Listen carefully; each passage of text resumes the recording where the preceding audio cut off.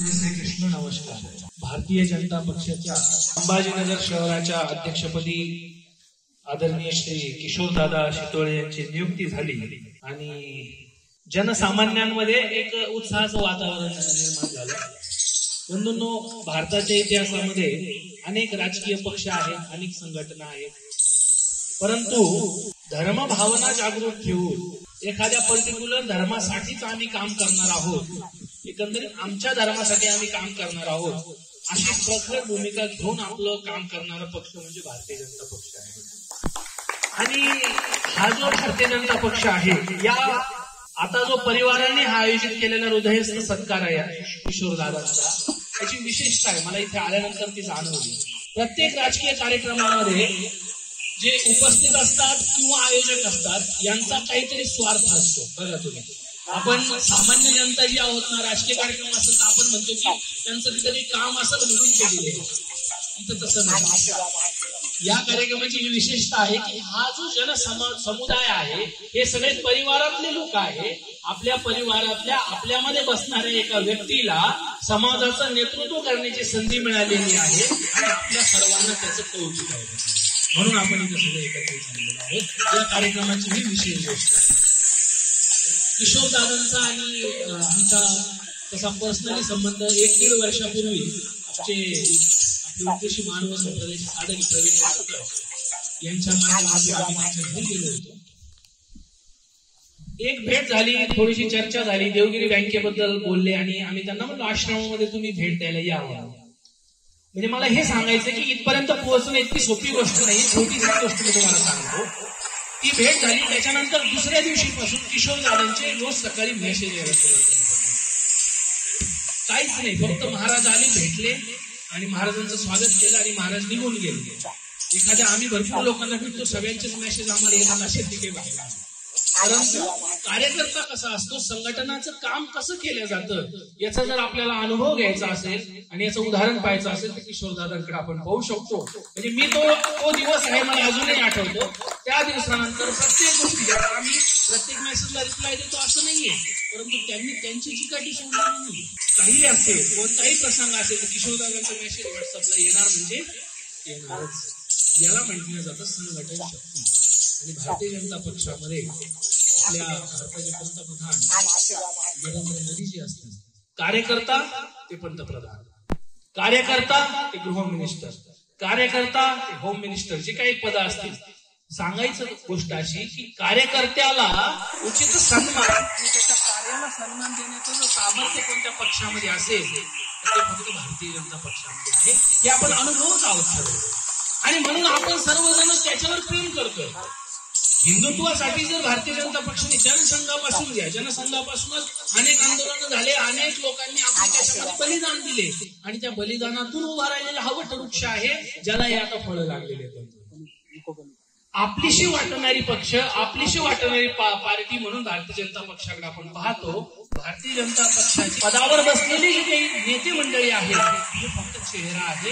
खऱ्या अर्थाने पक्षाला मजबूत करण्याचं जे दायित्व केलं जातं ना पक्षामध्ये, ते फक्त जिल्हा अध्यक्षांच्या मनावर जास्त राहतं.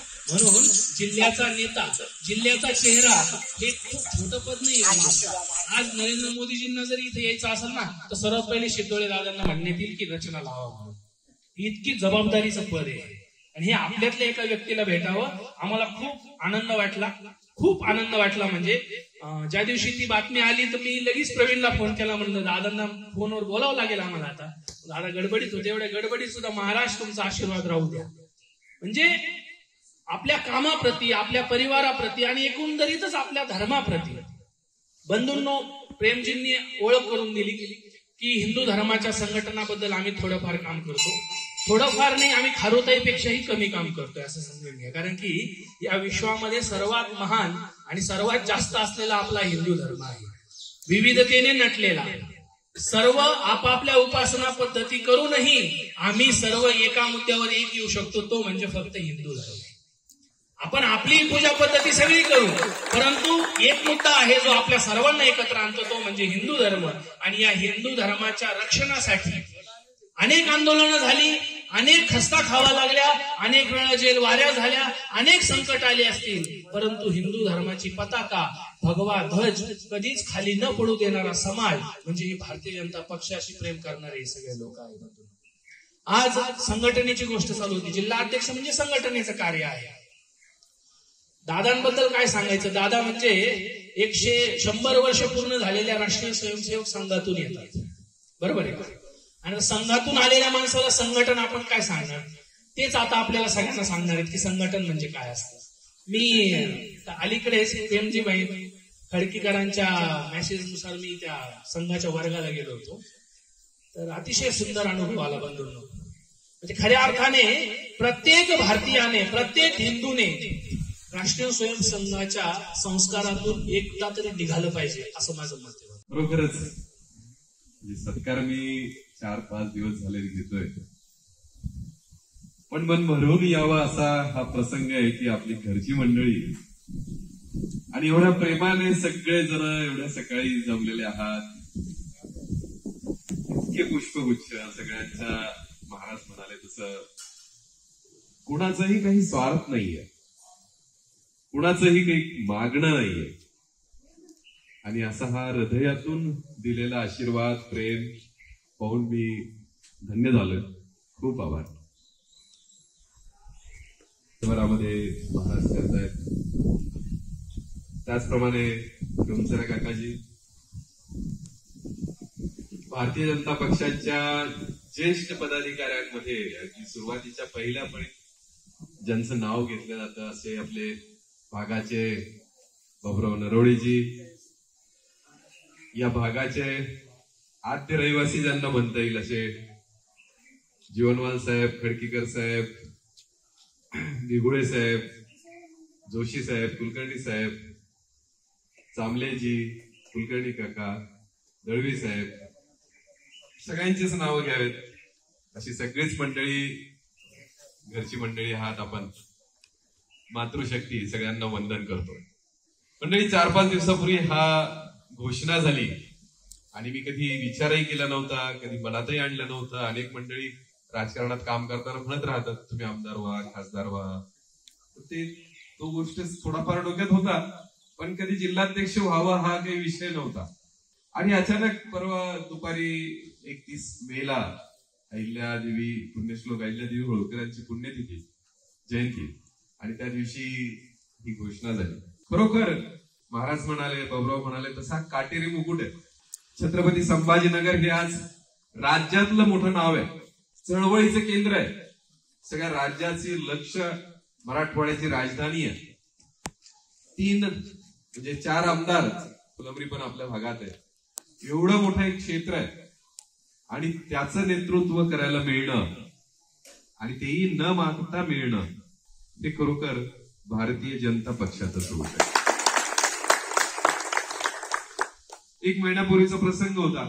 राज्याचे तरुण तडफदार आणि विकास पुरुष ज्यांना म्हणतो असे आपले माननीय मुख्यमंत्री यांचा सकाळी मेसेज आहे तुम्हाला की किशोर घरी यायचंय, गडबड गोंधळ करू नका, गर्दी करू नका, फक्त कुटुंबाला भेट आहे. मित्रांनो, मी आमदार असतो, खासदार असतो, तो समजू शकलो असतो, बरोबर ना बरोबर. सामान्य कार्यकर्ता आहे, काम करत राहतोय आणि अशा छोट्या कार्यकर्त्याला राज्याचा मुख्यमंत्री सांगतो घरी येतोय. आणि खरोखर कुणालाही सांगितलं नाही, बोलवलं नाही. 2-4 तासात सगळा एरिया सील करणं, सिक्युरिटी, सगळ्या रस्ते बंद करणं सुरू झालं. व्यस्त प्रोग्राम होता. म्हणजे भारताचे ज्यांना राष्ट्रीय अध्यक्ष आहेत, नड्डाजी, मंत्री आहेत, ते शहरात आहेत, त्यांच्यासोबत एक रुग्णालयाचा कार्यक्रम आहे. असं असताना मुख्यमंत्री घरी आले आणि निवांत एखाद्या मित्रासारखे गप्पा मारल्या त्यांनी कुटुंबासोबत. अर्थात आपल्या घरी आले तर आपण मागायचं नसतं. प्रेमजी, छोनवाल साहेबांनी आपल्या कॉलनीचा हा सगळा वारसा टिकवलेला आहे की कुणी पाहुणा आला तर त्या दिवशी नाही मागायचं.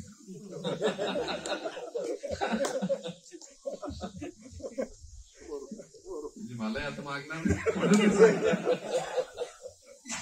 पण खरंच असा काही विषय झाला नाही. त्यांनी छान करू वगैरे असं काही विषय बोलले, तर माझ्या डोक्यात कधी आलं नाही. आणि अचानक ही बातमी आली. सांगण्याचा उद्देश असा आहे की भारतीय जनता पार्टी हा असा संस्कारांचा आणि छोट्या माणसाकडे, शेवटच्या घटकाकडे लक्ष देणार आहे की तुम्ही जर काम करत असाल, तुम्ही जर प्रामाणिक असाल, तुमचं जर व्यवस्थापन चांगलं असेल तर तुम्हाला जबाबदाऱ्या मिळतील. म्हणजे हा सन्मान आहे का, हा मोठं पद म्हणजे कौतुक आहे का, तर नाही, दायित्व आहे, जबाबदारी आहे.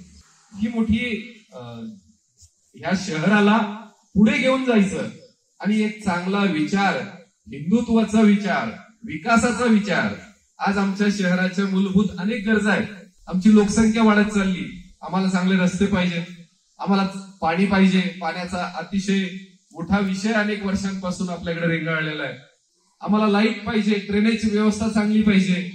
ह्या खरोखर नागरिक म्हणून जगताना सगळ्या कॉलन्यांचा गरज आहे. ते देण्यासाठीची एक व्यवस्था आहे आणि ती महानगरपालिका आहे. त्या महानगरपालिकेमध्ये गेली 5 वर्ष निवडणूक नाही होऊ शकलेली. ती निवडणूक तोंडावर आलेली आहे आणि त्यावेळेला गर्दी राहील उमेदवारांची. पण आता काळ बदललाय. 2014ला आपण भारतीय जनता पार्टीचं पंतप्रधान नरेंद्र मोदींना केलं आणि साधा पहिला विषय त्यांनी घेतला होता कचरा. हसायला लागलो होतो आपण सगळे त्यावेळेला की लोक चेष्टा करायचे की अरे काय पंतप्रधान आहे देशाचा आणि काय तर झाडू मारा म्हणतोय, काय तर कचरा काढा. पण मंडळी आज लक्षात येतं की आज आपण आपल्या गाडीतून चाललो आणि आपण जर कागद बाहेर टाकायला लागलं तर आपला मुलगा पण म्हणतो पप्पा बाहेर टाकू नका. मग इतकी सहजतेने स्वच्छता आमच्या अंगात भिनवली. नाही तर एक काळ होता जिकडे तिकडे कचऱ्यांचे ढीग असायचे आणि कुठेही कचरा कोणी टाकत होतं. पण ही छोटीशी गोष्ट म्हणजे आम्हाला दिवाळी येणार आहे तर पहिलं आम्ही काय करतो तर आमचं घर आवरायला घेतो. पंतप्रधान 2014ला त्यांनी हे स्वच्छतेची मोहिमेची जी सुरुवात केली ते आज आम्ही जगामध्ये 5व्या नंबरवरून 4थ्या नंबरवर आलेलो आहे. त्याचं कारण या संस्काराच्या गोष्टी करत आलेल्या आहेत.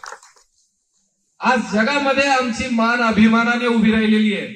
भारत हा कोई भीक मागणार नाही तर करोनामध्ये करोडो लसी देणारा, करोडोंना जेवण देणारा, इतर देशांना मदत करणारा असा देश म्हणून पुढे आणणं म्हणजे छत्रपती शिवाजी महाराजांनी जे स्वराज्य निर्माण केलं. 700 वर्ष मोगलांनी आमच्यावर राज्य केलं होतं. अनेक आपल्याला आपण म्हणतो आपला वार्ड हिंदू बहुल आहे, पण आपलं दर्ग्याच्या कोपऱ्यावरच्यांनी जरी एकत्र मतदान केलं तरी आपली हिंदूची सीट पडू शकते, धोक्यात येऊ शकते. अशा अनेक वार्डांवर सध्या परिणाम आहे. त्याच्यामुळे मूलभूत गरजा मी म्हणलो तशा जरुरी आहेत का, तर रस्ता, पाणी, लाईट, ड्रेनेज हे सगळं जरुरी आहे.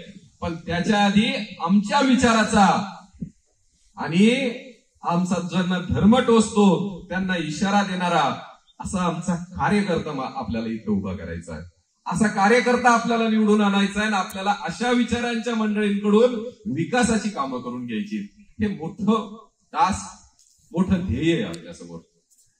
आणि हे मला खात्री आहे की आज ज्या पद्धतीने जगामध्ये आपली वाटचाल भारत मातेची सुरू आहे ती खूप अभिमान वाटावी अशी आहे, स्वाभिमान वाटावी अशी आहे. तर ती सगळेजण म्हणजे आपण सावेसाहेब तिकडे येतात, तिकडे संजीव भाऊ शिरसाट निवडून येतात, आता तिकडे प्रदीपजी आलेले आहेत. तर खरं म्हणजे हे आपल्यासाठी खूप चांगल्या गोष्टी आहेत. आणि त्यातली त्यात ज्यावेळेस राजकीय चर्चा होते त्यावेळेला आपला भाग तर हा बाले किल्ला म्हणला जातो की पश्चिमचा भाग जो आहे तो हिंदू आहे, त्याच्यामध्ये जास्तीत जास्त संघाची लोक आहेत. म्हणजे आता शाखा म्हणून आल्यानंतर जी गर्दी होती ही कौतुकाची गोष्ट आहे की खूप जास्त संख्या शाखेवर जाणाऱ्या मंडळींची आपल्या भागामध्ये. आपलं भाग्य की आपल्या इथे बाजूला MIT कॉलेजच्या बाजूला देवगिरी प्रांत म्हणून राष्ट्रीय स्वयंसेवक संघाचं मोठं कार्यालय. सुहासजी आहेत, प्रेमजी आहेत, या सगळ्यांसोबत खरोखर आपण कधी तिथे जाऊन आलो पाहिजे. म्हणजे माणसं घडतात कशी. मी 5वीला फुलंब्री, माझं फुलंब्री जन्मगाव, आणि त्या गावात असताना एक शिक्षक देशपांडे सर म्हणून तिथे शाळेत नोकरीला होते आणि ते संघाचे होते. आणि ते संघाचे असल्यामुळे त्यांच्याकडे सगळे संघाचे लोक जायचे यायचे आणि मी त्यांच्याकडे ट्युशनला जायचो आणि त्यांच्या संपर्कातून मी त्या फुलंब्रीत शाखा सुरू केली. आणि पहिली शाखा त्या फुलंब्रीमध्ये आणि 110 मुलांपर्यंतचा प्रेम सर त्यावेळेला गट होता आणि 110 मुलं त्या शाखेमध्ये यायची. हा आमचा सुहास शिरसाट, आता ग्रामीणचा अध्यक्ष आहेत ते, त्यावेळेस लहान होता, त्याचे वडील राष्ट्रवादीमध्ये आणि हा सुहास माझ्या शाखेमध्ये. आणि मग मी मोठा झाल्यानंतर त्याला मुख्य शिक्षक केलं. म्हणजे वडील राष्ट्रवादीमध्ये करायचे, पण राष्ट्रवादीचे पण त्यावेळेला असं म्हणलं जायचं राजकारण की मुलांवर जर संस्कार करायचे असेल तर त्यांना ह्या संघाच्या शाखेत पाठवा. म्हणजे मी राष्ट्रवादीचा आहे, पण माझा मुलगा शाखेत गेला पाहिजे, कारण शाखेत गेला तर ते त्याला काय खेळ शिकवतात, राष्ट्रभक्तीपर गाणं म्हणतात, एकमेकांना भेटायला जातात, तुम्ही नाही आले तर विचारायला जातात की अरे बाबा का नाही आला, यापेक्षा वेगळे काय सांगतात, काहीच नाही.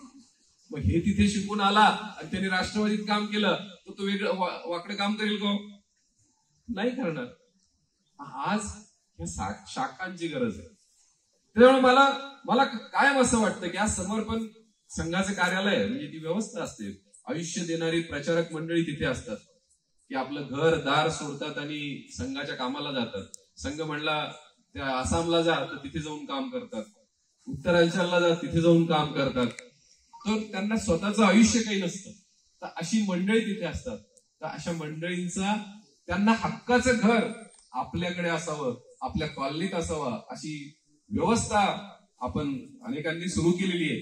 पण हक्काने आपण म्हणलोय सर आमच्या घरी तुम्ही या, आमच्या घरी या. आणि आता माझं दायित्व भारतीय जनता पक्ष आहे. अनेक जण मला म्हणत होते की आपल्याला काम करायचंय. तर खरोखर आपल्या कॉलनीमध्ये अनेक जण, हा अतिशय संस्काराचा पार्टी आहे. म्हणजे उद्या मी काम करताना काही चुकलो, माझा काही व्यक्तिगत अजेंडा मी आणला, मी काही गडबड करायला लागलो, तर तुमच्यापैकी कुणीही इथे भारतीय जनता पार्टीचा सदस्य नसू द्या, पण भारतीय जनता पार्टीच्या बाबूराव असतील किंवा वर कोणी ज्येष्ठ असेल किंवा सुदर्शन महाराज यांच्याकडे तक्रार करायला मोकळे आहात. ही भारतीय जनता पार्टीची ओळख. म्हणजे प्रत्येक मत, मी असो की आमदार असो की मंत्री असो, या प्रत्येकाला सामान्य माणसाचा धाक आहे.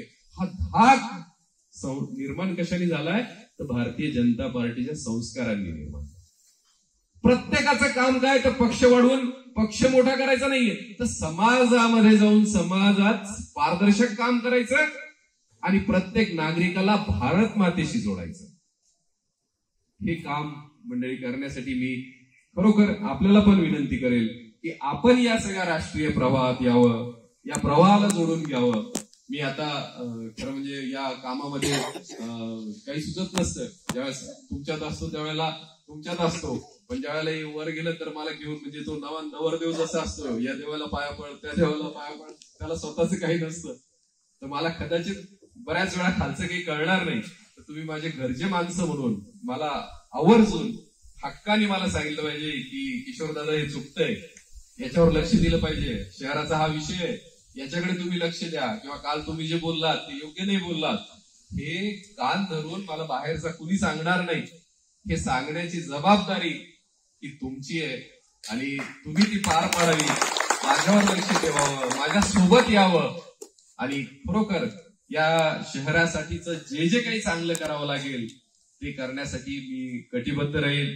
माझं कुटुंब, मी पूर्णपणे या कामाला झोकून दिलेलं आहे आणि आपल्याला आश्वासन देतो की भारत माता म्हणून, या शहराचा विकास म्हणून जे काही मला करण्याला माझ्या वाट्याला येईल ते उत्तमात उत्तम मी करून दाखवेल, याबद्दल शंका नाही.